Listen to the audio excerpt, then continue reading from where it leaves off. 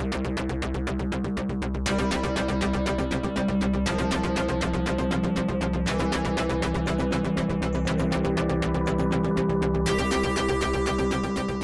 is NY5. Today's Friday, the 2nd of March. I'm Selena. And I am Alicia.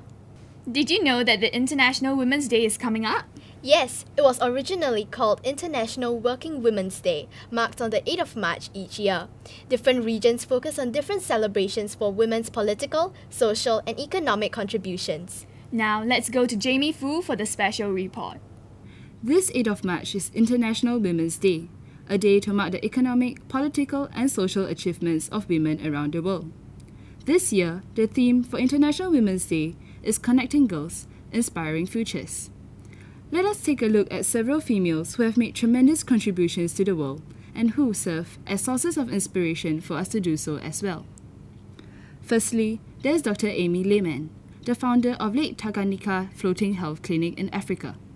In a place where 3.5 million people live without access to basic healthcare, Dr. Amy built a floating clinic to provide medical services around the basin, which has vastly improved the lives of the African people.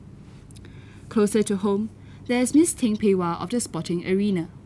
The first women Olympian in Southeast Asia as well as an ex-Nanyang girl, she has made a name for herself in school as an all-round sports student, a high jumper, hurdler, and sprinter. At a tender age of 15 years old, she broke the China Olympic record for the 100 meters hurdles with a time of 13.3 seconds. She then went on to represent Singapore in the first Youth Olympics at age 17. This new millennium has witnessed a significant change and attitude shift in both women's and society's thoughts about women equality. Despite the unfortunate fact that women around the world have not achieved the same equality to that of their male counterparts, great improvements have been made to allow for female entrepreneurs and sportswomen, among many other choices. As such, the tone and nature of International Women's Day has, for the past few years, moved from being a reminder of the negatives to a celebration of the positives. Therefore, as women, we should also strive to make valuable changes to this world for our lifetime and for the next generation. For more information, do visit the library to view exhibition boards that have been set up in conjunction with International Women's Day. Thank you, Jamie. For more information, do go to the library during Term 2, Week 1 to see an exhibition about International Women's Day. Bukit Brown Cemetery is the largest Chinese burial ground outside of China, and it is only 10 minutes away from Nanyang. That's right. Bukit Brown is an important plot of land due to its cultural heritage, as well as its specialty as a habitat for many different species of animals that have found their home there. Sometime this month, however, the construction to build an expressway through it will start. This is a perfect example of the problems faced by an island country like Singapore, where infrastructure is built at the expense of history and the environment. Let's go to Valerie Yeo for the special report. The ongoing struggle over preserving Singaporean heritage and developing Singapore into the modern, bustling metropolis we are has been a concern for many Singaporeans over the decades. We are here at Bukit Brown Cemetery, a burial place for the elite. Plans of converting Bukit Brown Cemetery into a dual four-lane road have been released into the public, sparking debate all over the country.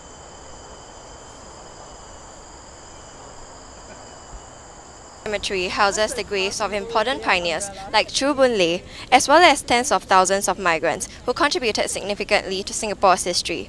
The road will affect about 5,000 of the approximately 100,000 graves in Bukit Brown. While some argue that the dead have to make space for the living in land-scarce Singapore, most still hold firm that the cemetery should be kept intact. Singaporeans have the duty of preserving our national heritage by recognizing the contributions of our late pioneers. Bukit Brown Cemetery is an important part of Singapore identity, and convenience in the form of highways is just not worth demolishing it.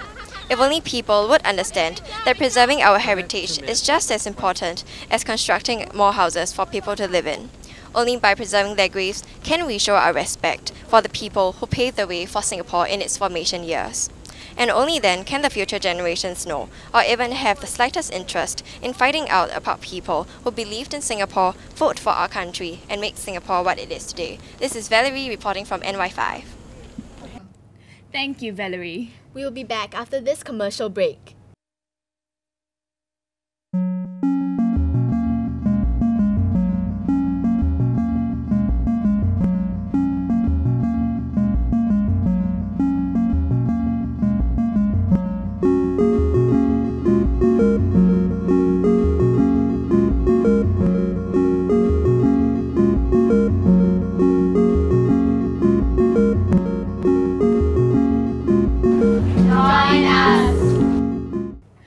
Now, here's a review for all of you book lovers out there. Let's go to Rui Xian for the review of Miss Peregrine's Home for Peculiar Children. Miss Peregrine's Home for Peculiar Children is one book that you don't see often these days. Unlike your typical hardback novel, it is a curious mixture of mystery, fantasy, and horror, as well as a story about love, friendship, and being different, even ostracized, in the sense that it is relatable to our lives.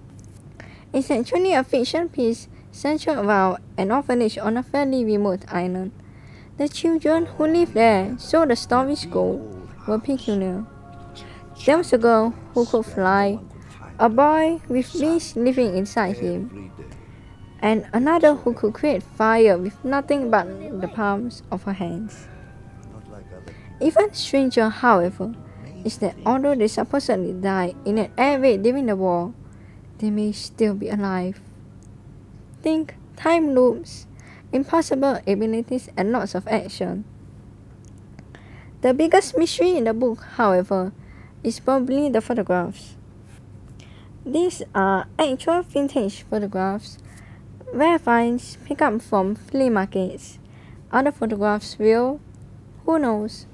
One such photograph can be found on the cover of this book, which actually shows a girl floating in the air, and her expression is actually quite haunting. For anyone looking for something new, this is a book to consider. If you like Tim Burton's work, mystery, or something creepy with a twist, you enjoy this. But really, regardless of your reading preferences, I hope that everyone can pick up a copy of this book. Thank you. Thank you, Rui Xian, for the book review. Here at NY5, we would like to wish everyone a good time at Life Skills Camp. Be safe, have fun, and we'll see you back in term 2. This has been an NY5 production. I'm Selena. And I'm Alicia. Thank you and goodbye.